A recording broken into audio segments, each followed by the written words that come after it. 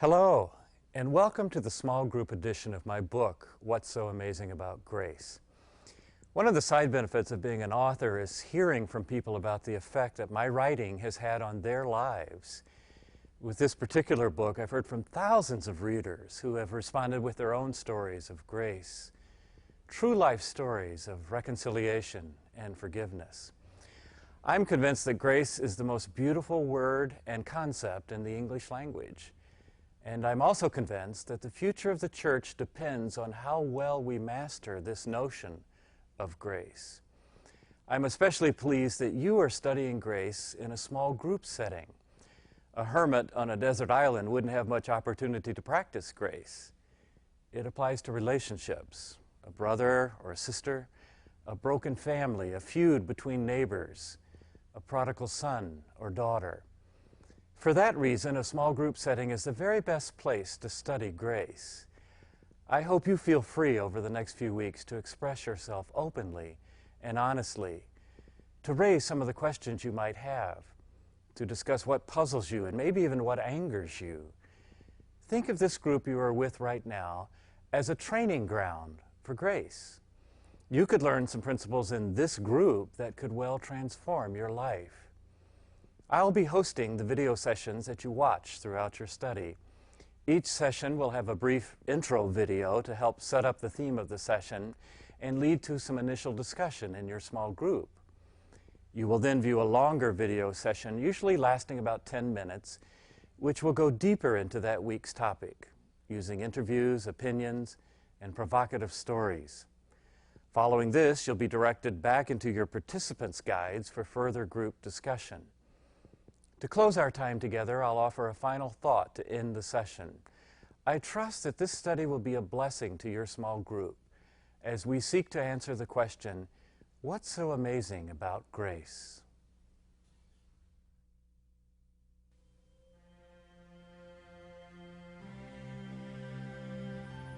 Grace. Something you say before you eat, sometimes? If someone's coordinated, smooth, they're graceful, I guess. How about a disgrace? Does that count? I don't know. Well, Amazing Grace, maybe? The hymn. You forgive somebody when you do blame him.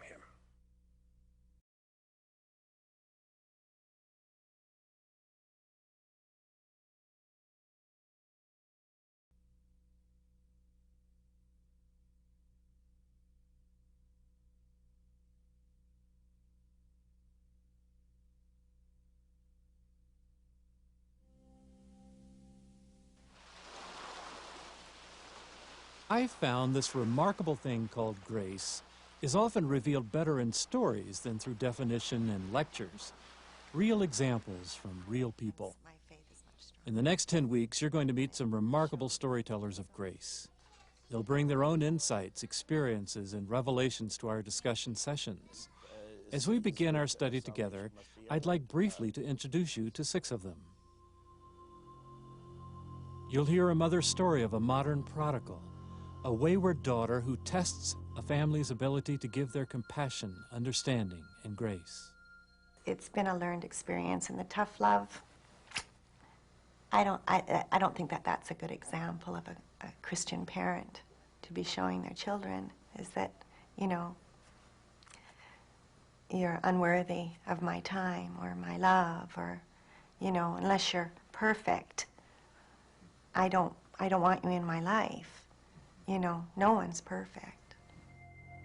We'll visit with Dr. Lewis Smeads, a distinguished theologian who's literally written the book, in fact, several books on the subject of forgiveness.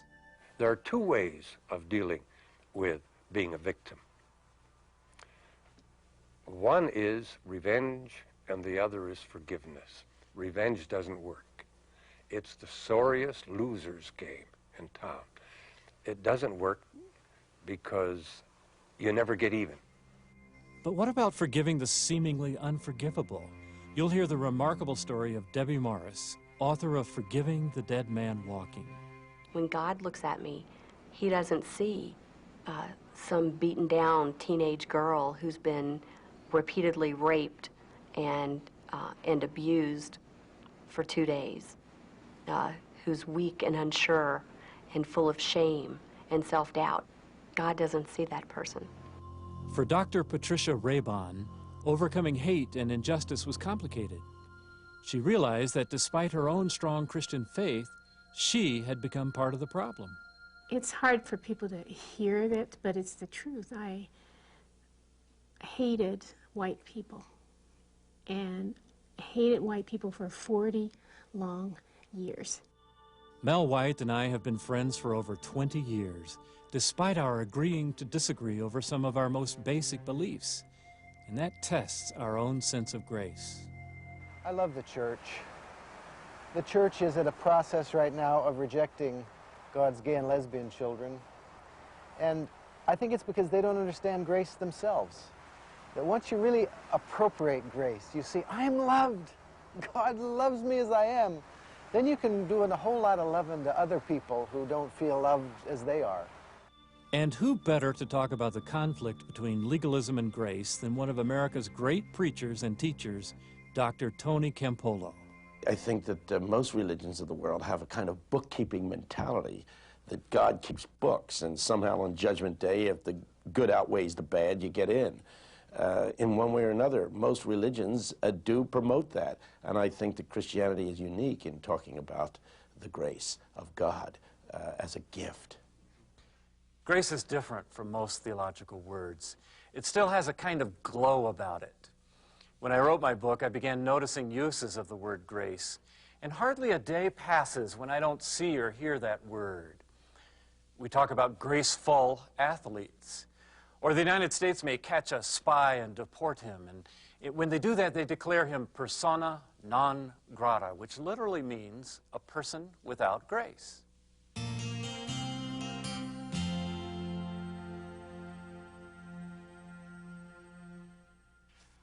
I'll let you in on a secret. The original title of my book was What's So Amazing About Grace, and Why Don't Christians Show More of It?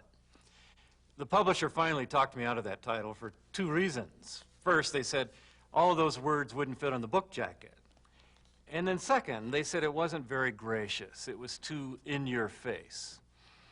To tell you the truth, though, I wrote this book because grace is not the first word that comes to mind when people think about Christians. That bothers me. Here we've got the most wonderful gift in the world. We're commissioned by God to spread the good news about it. But instead, the world sees us as the opposite, as ungracious. My book tells about a very unscientific survey that I conducted. While flying on airplanes, I would strike up a conversation with my seatmate. I'm a journalist, I'd say. I'm writing a book about evangelical Christians. Could you tell me the first words that came to your mind when I said evangelical Christians? Now, I don't recommend doing this survey. Many people would respond with an anti-pornography, anti-abortion, anti-homosexuality. Or they might mention a prominent spokesman for the religious right. Not once did anyone mention anything remotely resembling grace.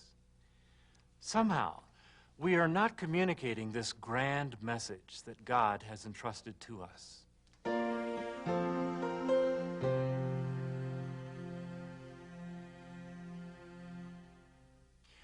Gordon MacDonald once said that grace is the one thing the church has that you can't get anywhere else. The church can feed the hungry, so can the United Way.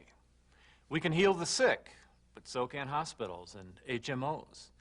We can build houses for the homeless, so can the U.S. government. There's only one thing that you can get only at church, and that's grace. For whatever reason, God has chosen the church to dispense this amazing message that God loves sinners.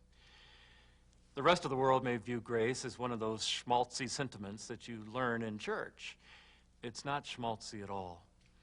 As we go on this journey together, you will see that grace is tough, it's hard as nails, and it's powerful. Every so often we see grace break out on a global scale, and when we do, the world falls silent. Just in recent times, we've seen some remarkable demonstrations of grace. We live in a world of power, of threats and violence and war. Pick any era of history and you can read about war and conflicts of power. Yet in 1 year alone, 1989, 1/3 of the world was set free with barely a shot being fired. We saw grace lived out in Eastern Europe when communism toppled and the Berlin Wall came tumbling down, brought down in large part because of Christians who marched through the streets holding candles, not guns, and singing hymns.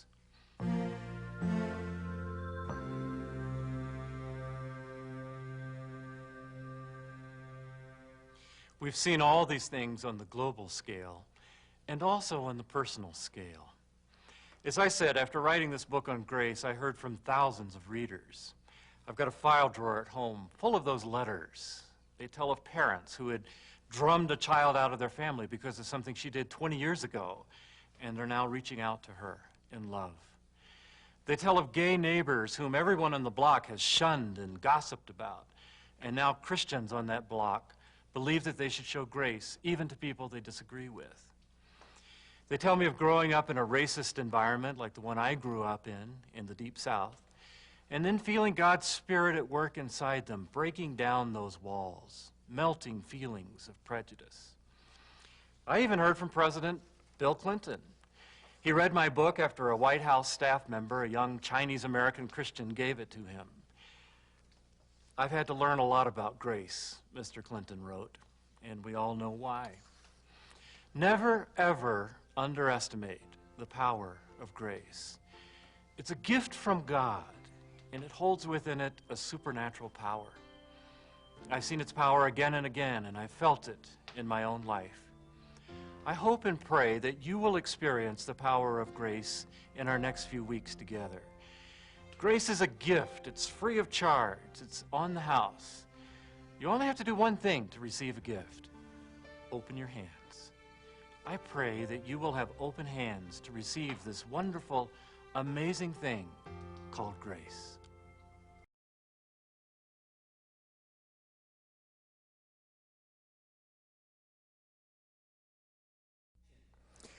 I hope you now have a better understanding of the word grace and that you begin to appreciate its powerful potential in our lives today.